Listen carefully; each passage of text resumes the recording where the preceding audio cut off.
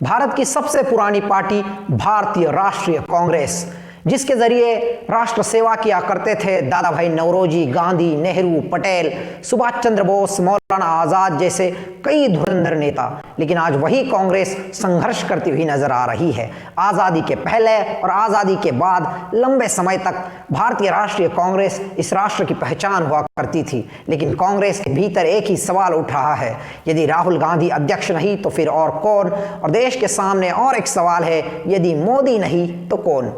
कहीं ना कहीं इसी में भारतीय सियासत उलझी हुई है। नमस्कार, रविराज जाधव नाम है हमारा और हम स्वागत करते हैं आप सबका। आज हम देखेंगे कि राष्ट्र की सियासत कैसे चल रही है, उसके साथ ही जो कांग्रेस के भीतर सियासत है वो किस प्रकार से चल रही है। कांग्रेस की सियासत हमेशा एक ही नाम के इर्द गिर्द घूमती रही है और वो नाम है राहुल राजीव गांधी। उसके साथ ही राष्ट्र की सियासत नरेंद्र मोदी और अमित शाह जी के भीतर घूमती रही है। हम सब जानते हैं कि कांग्रेस ने लगभग आज़ादी के बाद 60 साल इस राष्ट्र पर शासन किया, लेकिन आज कांग्रेस बैड टू वर्स्ट यानी सबसे बदतर स्थिति में नजर आ रही है। राहुल गांधी जी की हम जब बात करें तो 2004 में राहुल गांधी सियासत में आए थे और उन्होंने मार्च में अपनी लॉन्चिंग कर दी और उसके साथ ही मई में लोकसभा चुनाव लड़ा अमेठी से, जहां उनके पिता राजीव गांधी स्वयं सांसद हुआ करते थे।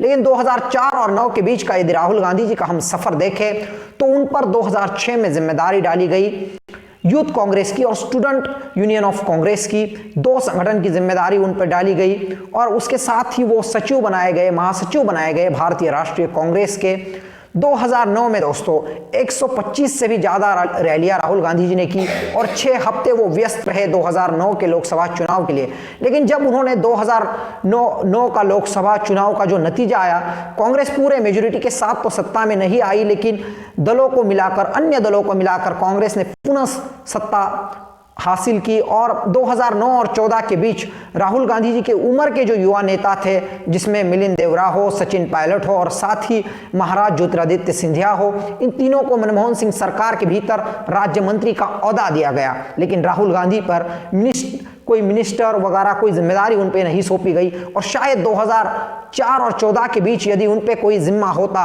तो आज जो हमें राहुल गांधी दिख रहे हैं। लेकिन 2014 का वो साल था जिसमें कांग्रेस कहीं ना कहीं पूरी तरीके से बिखर गई, उनका संगठन टूट गया। 2014 में भारतीय जनता पार्टी की ओर से प्रधानमंत्री पद के दावेदार बनाए गए नरेंद्र दामोदर दास मोदी। और जब यह चुनाव आया तो नरेंद्र मोदी ने देश को समझाया कि 2004 और 14 के बीच कांग्रेस क्या कर रही थी और हम क्या करना चाहते हैं। और कहीं ना कहीं डंके के चोट पे उन्होंने कांग्रेस की गलतियां देश को गिनाई और यही वजह थी कि राहुल गांधी और कांग्रेस के लिए यह सबसे बुरा साल साबित हुआ और कांग्रेस सबसे बुरा परफॉर्मेंस दे पाई आज़ादी के बाद।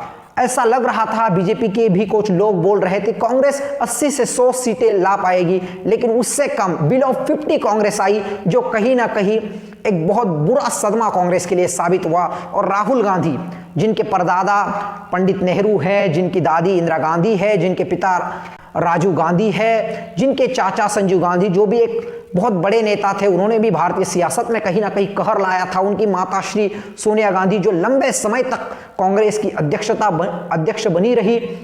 तो कहीं ना कहीं इतने बड़े विरासत, इतनी महान विरासत से राहुल गांधी सियासत में आए थे और यही वजह थी कि कहीं ना कहीं उन्हें छेड़ा गया, शहजादा के नाम से भारतीय जनता पार्टी के लोगों ने उन्हें छेड़ा, उसके साथ ही उनका मजाक उड़ाया गया, उन्हें पप्पू कहा गया और इसीलिए राहुल गांधी कहीं ना कहीं अनमैच्योर लीडर हमें लगने लगे। लेकिन सोनिया गांधी जी से कुछ गलतियां हुई है दोस्तों। पहली गलती 2004 और 14 के बीच उन्हें मिनिस्टर न बनाना। दूसरी गलती सीधे तौर पे एक एक्सपीरियंस लीडर के सामने राहुल गांधी जी को खड़ा कर देना, जो 12 साल से भी ज़्यादा गुजरात का मुख्यमंत्री रह चुका लीडर था, उसको उन्होंने खड़ा कर दिया। और उसके साथ ही मुझे लगता है कि वाइस प्रेसिडेंट उन्हें बनाया गया, तो उन्हें उनसे पहले मुझे लगता है कुछ जिम्मा देना बहुत ज़रूरी था। लेकिन जब हम देखते हैं 2019 और उसके बाद की जो सियासत है, लेकिन 2014 के बाद एक ट्रेड शुरू हुआ। वो ट्रेड था देशद्रोही कहने का, राष्ट्रद्रोही कहने का, अर्बन नक्सल कहने का।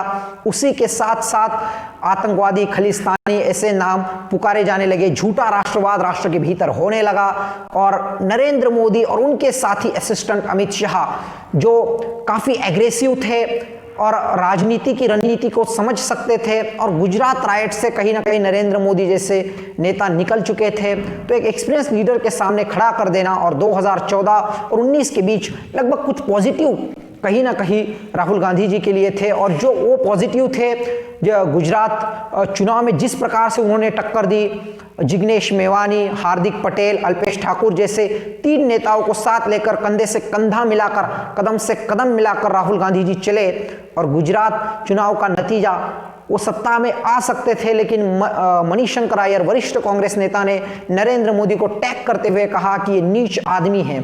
और इसी पे इमोशनल पॉलिटिक्स नरेंद्र मोदी जी से बखूबी कौन करना जानता है। और यहाँ उन्होंने इमोशनल पॉलिटिक्स की और गुजरात का सारा खेल कांग्रेस का बिखर गया, टूट गई कांग्रेस और वो सत्ता के बाहर रही। कैसे वैसे अमित शाह और नरेंद्र मोदी ने उनका गृह प्रदेश गुजरात बचा लिया कांग्रेस के हाथ में जाने से। और 20 साल से भी ज़्यादा कहीं ना कहीं बहुत देर से वहाँ पर भारतीय जनता पार्टी का शासन है। और उसके साथ ही हिमाचल प्रदेश का चुनाव हारना हो, नॉर्थ ईस्ट इंडिया में कुछ अच्छा परफॉर्मेंस कांग्रेस नहीं कर पाई, गोवा की सत्ता भी हाथ से, जो वहाँ कांग्रेस तो पहले सत्ता में नहीं थी लेकिन उधर भी उन्हें सत्ता नहीं मिल पाई। लेकिन कुछ पॉजिटिव्स है, जैसे उत्तर प्रदेश में उन्होंने गठबंधन तो बनाया, वहाँ भी वो अनसक्सेसफुल रहे। लेकिन पॉजिटिव्स क्या है दोस्तों? पॉजिटिव्स ये है कि मध्य प्रदेश, राजस्थान और छत्तीसगढ़ में उनकी सरकार आई, लेकिन मध्य प्रदेश में राजा ने बैंड बाजा बजा दिया, ज्योतिरादित्य सिंधिया फिर से सत्ता, उन्होंने कांग्रेस की सत्ता छीन ली और भाजपा के पाले में वो चले गए। लेकिन मुझे लगता है कि कुछ पॉजिटिव्स ये है कि जिस प्रकार से उन्होंने राजस्थान की स्थिति को हैंडल किया, सचिन पायलट और अशोक गहलोत के बीच जो दरार थी उसको कम कर दिया और सचिन पायलट को डिप्टी सीएम और अशोक गहलोत को फिर से एक बार, तीसरी बार राजस्थान का मुख्यमंत्री बनाया गया। लेकिन मध्य प्रदेश में भी उन्होंने कमलनाथ और ज्योतिरादित्य सिंधिया ने जो स्थिति निर्माण की थी, उस स्थिति को भी उन्होंने बेहतरीन ढंग से संभाला था, लेकिन बाद में जो हुआ वो कहीं ना कहीं गलत हुआ। और कर्नाटक में भी जिस प्रकार से कांग्रेस ने सत्ता हासिल की, बाद में उधर भी उनकी सरकार जो है वो टूट गई। कहीं ना कहीं गलतियां जरूर राहुल गांधी जी से हुई है, लेकिन कुछ पॉजिटिव्स है, उन पॉजिटिव्स के साथ मुझे लगता है उन्होंने चलना चाहिए। और उन्हें बीच में जिस प्रकार से प्रेसिडेंट बनाया गया कांग्रेस का, पूरी जिम्मेदारी उनके कंधे पर थी 2019 लोकसभा चुनाव में कांग्रेस को जितलाने की। लेकिन कांग्रेस फिर से कहीं ना कहीं 8 सांसद तो बढ़े, 52 पर कांग्रेस आई। इस बार लगता था कि कहीं ना कहीं कांग्रेस 80 से 100 सीटें ला पाएगी। फिर से कांग्रेस का बुरा हाल हुआ और जिस प्रकार से 2019 और उसके बाद की हम सियासत देख रहे हैं, अब किसान आंदोलन चल रहा है, हाल ही में बिहार चुनाव में कांग्रेस कुछ अच्छा खासा नहीं कर पाई है। भविष्य में बंगाल की चुनौती राहुल गांधी जी के सामने है, भविष्य में उनके सामने उत्तर प्रदेश जैसा बड़ा चुनाव होना है। तो कहीं ना कहीं राहुल गांधी जी को अब मैच्योरिटी दिखानी होगी, उन्हें यह दिखाना होगा कि वही कांग्रेस में सुप्रीमो है, वही कांग्रेस के अध्यक्ष पद के काबिल है। और ये सबसे बड़ा सवाल कांग्रेस के भीतर भी है, राष्ट्र की जनता के सामने भी है कि क्या राहुल गांधी कांग्रेस अध्यक्ष बनने के काबिल है। ये सबसे बड़ा सवाल है। पहली चीज है उन्हें क्राइसिस मैनेजमेंट कैसे करना है वो कहीं ना कहीं सीखने की जरूरत है, क्योंकि ज्योतिरादित्य सिंधिया जिस प्रकार से छोड़ के गए, उनकी सरकार चली गई, ये अच्छी बात नहीं है। कर्नाटक में उनकी सरकार टूट गई। अच्छा हुआ कि महाराष्ट्र में उन्होंने शिवसेना और राष्ट्रवादी पार्टी के साथ महाविकास आघाड़ी में वो शामिल है।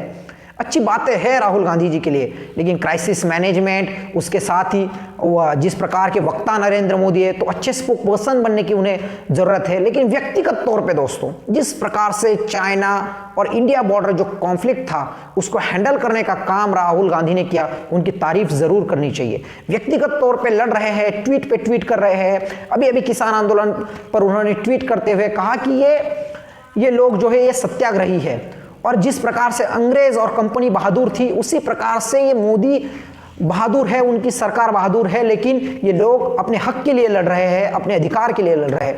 ट्वीट पे ट्वीट वो कर रहे हैं, मोदी सरकार की कमजोरियां गिना रहे हैं। जिस प्रकार से हाथरस केस में उन्होंने अपनी भूमिका बजाई और पीड़िता को न्याय मिले, ये उन्होंने कहा, उसको भले ही एक सियासत की नजरिए से लोगों ने देखा हो, लेकिन ये बहुत अच्छी तरीके से उन्होंने इस प्रकरण को हैंडल किया।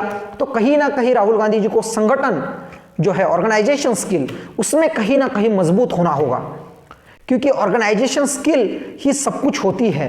यदि आप एक राष्ट्रीय पार्टी के अध्यक्ष हो तो आपको व्यक्तिगत तौर पे लड़ने से कुछ नहीं होने वाला। आप सब लोगों को आपको साथ लेना होगा, सबको साथ लेकर लड़ना होगा, और जो कांग्रेस की विचारधारा है, सेकुलर विचारधारा, उन्हें पुनः जीवित करना होगा।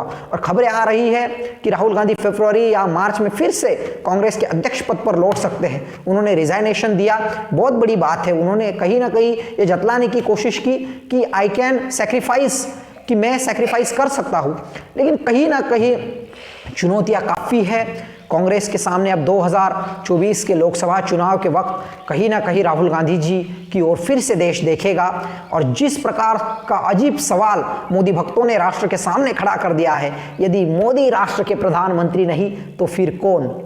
मुझे लगता है कि 125 करोड़ से भी ज़्यादा आबादी वाले इस देश में ऐसा सवाल उठना आश्चर्य की बात नहीं है तो और क्या है। मुझे लगता है अटल बिहारी वाजपेयी जी के वक्त भी ऐसा ही लग रहा था, यदि अटल बिहारी प्रधानमंत्री नहीं तो फिर कौन। लेकिन मनमोहन सिंह जी ने तो सरकार चलाई ना, 10 साल सरकार चली ना। तो कांग्रेस से मेरे कुछ सवाल। पहला सवाल ये, यदि राहुल गांधी अध्यक्ष नहीं तो फिर कौन? दूसरा सवाल ये कि गांधी के सिवा क्या उन्हें अध्यक्ष नहीं मिल सकता है? क्या प्रियंका गांधी कांग्रेस की अध्यक्ष बन सकती है? तीसरा सवाल ये कि कब तक कांग्रेस इंटरिम प्रेसिडेंट पे डटी रहेगी? सोनिया गांधी कब तक जिम्मा संभाले रखेगी? तो ये सबसे बड़े सवाल कांग्रेस के सामने। और कब तक कांग्रेस ऐसी बिखरी हुई रहेगी, टूटी हुई रहेगी? कब वो एक जिम्मेदार विपक्ष बनने की कोशिश करेगी? और किसान आंदोलन पर भी उनका जो रवैया रहा है वो खासा अच्छा दिखा नहीं है। तो कहीं ना कहीं राहुल गांधी जी ने सपोर्ट किया है, कुछ बातें हुई है, लेकिन मुझे लगता है और गति से उन्हें विरोध करना चाहिए सरकार का, गलत नीतियों का और किसान आंदोलन का पूरी तरीके से उन्होंने समर्थन करना चाहिए। और कई सारी चुनौतियां कांग्रेस के सामने है। और राहुल गांधी नहीं तो फिर अध्यक्ष कौन, ये जो सवाल है, तो कहीं ना कहीं मुझे लगता है सचिन पायलट एक अच्छे नेता है, अनुभव भी अच्छा खासा है, हिंदी भी अच्छी बोल लेते हैं, अंग्रेजी भी अच्छी है। और जहां तक संगठन बनाने का सवाल है तो राजस्थान के भीतर उनके ही बलबूते उनकी सरकार आई, कांग्रेस की सरकार आई, इसे हमें नहीं भूलना चाहिए। दूसरा ऑप्शन है अशोक गहलोत। दोस्तों, अशोक गहलोत एक्सपीरियंस की कोई कमी नहीं है, प्रशासन चलाने का हुनर उनके पास है। और मुझे लगता है अशोक गहलोत अच्छे वक्ता भले ही ना हो लेकिन अच्छे प्रशासक है, तो अशोक गहलोत एक ऑप्शन है। तीसरा ऑप्शन मुझे लगता है मैं बुजुर्ग नेताओं के साथ जाना चाहूंगा, कहीं ना कहीं कपिल सिब्बल, पी चिदम्बरम। लेकिन पी चिदम्बरम की हिंदी खासी अच्छी नहीं है, उन्हें हिंदी तो नहीं आती है। उसके साथ ही कपिल सिब्बल और मल्लिकार्जुन खड़गे, तो कुछ ऑप्शंस है। तो कहीं ना कहीं कांग्रेस को अपनी जो भूमिका है वो स्पष्ट करनी होगी। और आने वाले बंगाल चुनाव में किस प्रकार से कांग्रेस अपने अस्तित्व को जीवित कर पाती है या नहीं, यही सबसे बड़ा सवाल है। लेकिन ये सत्य है कि कांग्रेस सबसे बुरे दौर से गुजर रही है और कहीं ना कहीं राहुल गांधी जी को सीखना चाहिए अपने पिताजी से। वह 40 साल के थे राजीव गांधी, उस वक्त उन्होंने जिस प्रकार से देश चलाया, तो कहीं ना कहीं कुछ सीखने को जरूर है दोस्तों।